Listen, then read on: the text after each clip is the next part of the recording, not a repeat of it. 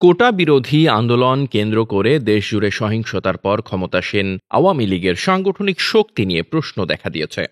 পরিস্থিতি নিয়ন্ত্রণে ব্যর্থতার মধ্য দিয়ে দল ও সহযোগী সংগঠনের দুর্বলতা স্পষ্ট হয়েছে বলে অনেকে মনে করছেন। সেই সঙ্গে বিভিন্ন পর্যায়ের নেতৃত্বের সক্ষমতা নিয়েও প্রশ্ন উঠেছে। টানা ৩ মেয়াদ সরকার পরিচালনার মাধ্যমে দেশের অর্থনৈতিক ভিত্তি মজবুত করলেও দুর্বল হয়েছে দলের সাংগঠনিক অবস্থা। রাষ্ট্র ক্ষমতার প্রভাবে দলীয় নেতাকর্মীদের আদর্শিক দৃঢ়তা ও ত্যাগের মানসিকতায় বড় রকমের ঘাটতি তৈরি হয়েছে বলেও আলোচনা হচ্ছে। আওয়ামী লীগ ও সহযোগী সংগঠনের বিভিন্ন পর্যায়ের নেতাকর্মীদের সঙ্গে আলাপে জানা যায়, গত কয়েকদিনের ঘটনা প্রবাহের পরিপ্রেক্ষিতে সর্বস্তরে সাংগঠনিক সংস্কারের প্রয়োজনীয়তা সামনে এসেছে।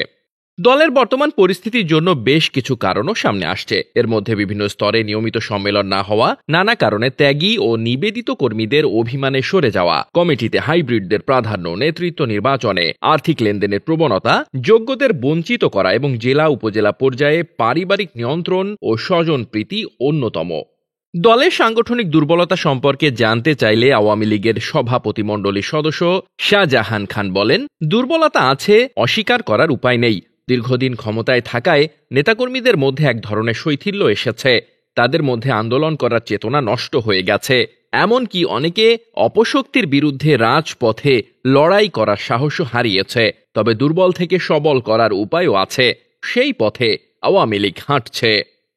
ক্ষমতাসীন দলের নেতাকর্মীরা বলছেন, শিক্ষার্থীদের কোটা বিরোধী আন্দোলনের সুযোগে বিএনপি, জামায়াত ও এবি পার্টি দেশ জুড়ে জ্বালাও পোড়াও সহ সহিংসতা ছড়িয়েছে। এই পরিস্থিতি মোকাবেলায় ক্ষমতাসীন দল ও এর সহযোগী সংগঠনগুলো দৃঢ় ভূমিকা গ্রহণ করতে পারেনি। রাজধানী সহ সারা দেশেই সাংগঠনিক সক্ষমতা ও ঐক্যের অভাব পরিলক্ষিত হয়েছে। সাংগঠনিক দুর্বলতার কথা খোদ দলের সাধারণ সম্পাদক ওবায়দুল কাদেরও বিভিন্ন বৈঠকে উল্লেখ করেছেন। কোটা বিরোধী আন্দোলনের সময় দল হিসেবে আওয়ামী লীগের নানা দুর্বলতা বেরিয়ে এসেছে বলে স্বীকার করে নেন। এ পরিপ্রেক্ষিতে ছাত্রলীগের ওপর ক্ষোভও ঝাড়েন। ছাত্রলীগ ফাঁপা বেলুনের মতো চুপসে গেছে, রাতের অন্ধকারে ক্যাম্পাস ছেড়ে পালিয়েছে বলে মন্তব্য করেন ওবায়দুল কাদের। তার মতে, সহিংস পরিস্থিতিতে এমপিরা ব্যর্থতার পরিচয় দিয়েছেন। কাউন্সিলরদের মধ্যে সমন্বয় ছিল না। ঢাকার যাত্রাবাড়ি, রামপুরা, মোহাম্মদপুরের দুর্বৃত্তদের সঙ্গে আইন শৃঙ্খলা রক্ষাকারী বাহিনীর সংঘর্ষে হতাহতের সংখ্যা বেশি হওয়ায় সেসব এলাকায় দলের দুর্বলতার কথাও বলেছেন তিনি। ঢাকা মহানগর আওয়ামী লীগের ওয়ার্ড ও থানা কমিটি দিতে ব্যর্থ হওয়ায় সভাপতি ও সাধারণ সম্পাদককে দোষারোপ করেন।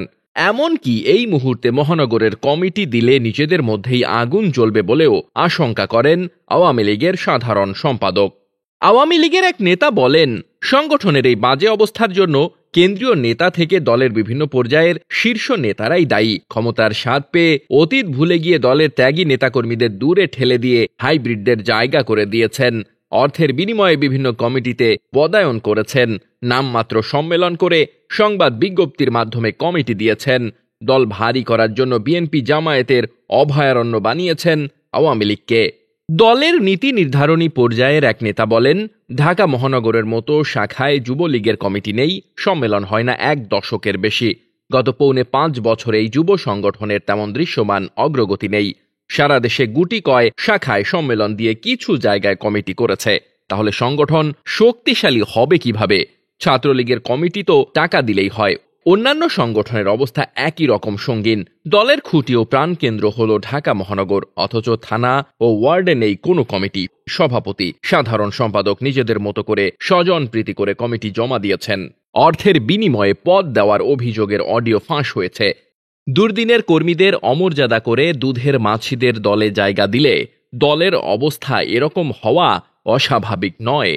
এ বিষয়ে আওয়ামী লীগের সভাপতিমণ্ডলীর সদস্য জাহাঙ্গীর কবির নানক বলেন, সাম্প্রতিক পরিস্থিতিতে এটা স্পষ্ট যে সংগঠনে দুর্বলতা রয়েছে। যারা এই দুর্যোগকালীন সময় দলের সঙ্গে ছিল না, তাদের বিরুদ্ধে ব্যবস্থা নেওয়া উচিত।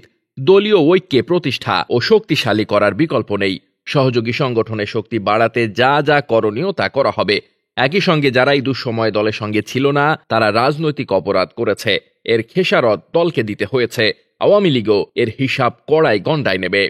এদিকে দলের সাংগঠনিক সমস্যা আঁচ করতে পেরে রাজধানী সহ সারা দেশেই দলকে চাঙ্গা করার উদ্যোগ নিয়েছে ক্ষমতাসীন দল। এরই ধারাবাহিকতায় ঢাকার বঙ্গবন্ধু অ্যাভিনিউয়ে দলের সহযোগী সংগঠনের শীর্ষ নেতাদের সঙ্গে বৈঠকে বসেন ওবায়দুল কাদের। আত্মসমালোচনা করে সেই বৈঠকে দলকে ঐক্যবদ্ধ করার বার্তা দেন। এরপর থেকে রাজধানীতে বিভিন্ন ওয়ার্ড সংসদীয় আসন ভিত্তিক বৈঠক করছেন। Desk report, বার্তাবাজার।